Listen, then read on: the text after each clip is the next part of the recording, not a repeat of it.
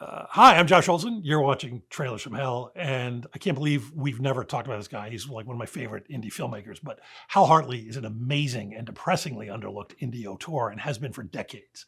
His opening barrage of movies in the late 80s and early 90s, The Unbelievable Truth, Trust, Simple Man, and the TV movie Surviving Desire, just announced an explosion of talent.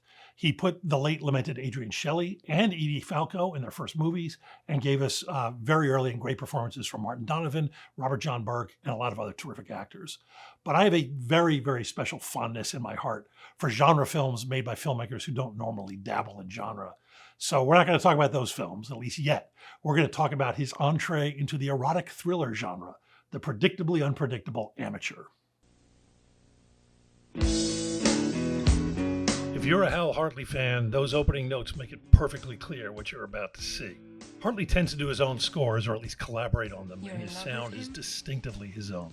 He'd made a splash with his previous films, The Unbelievable Truth, Trust, Simple Men, and an hour-long TV thing that I love beyond reason called Surviving Desire. It has one of the greatest, simplest, funniest, and most romantic dance sequences ever, with Martin Donovan and a couple of homeless guys in an alley.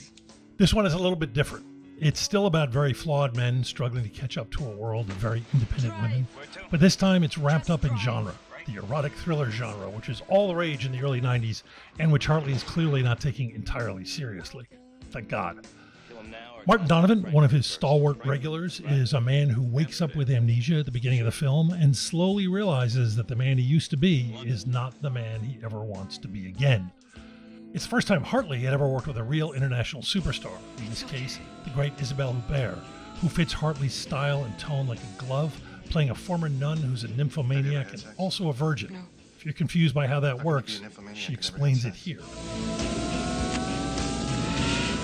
I'm choosy. It's also got a lot of the usual Hal Hartley supporting cast, fleshing out some wonderfully distinctive characters.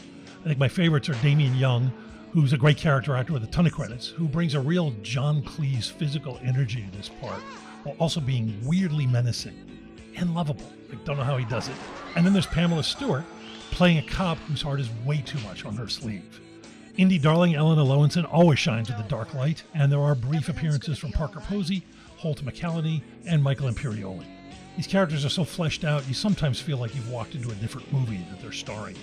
And in the end, no matter what genre he's working in, a Hal Hartley film is still very recognizably a Hal Hartley film.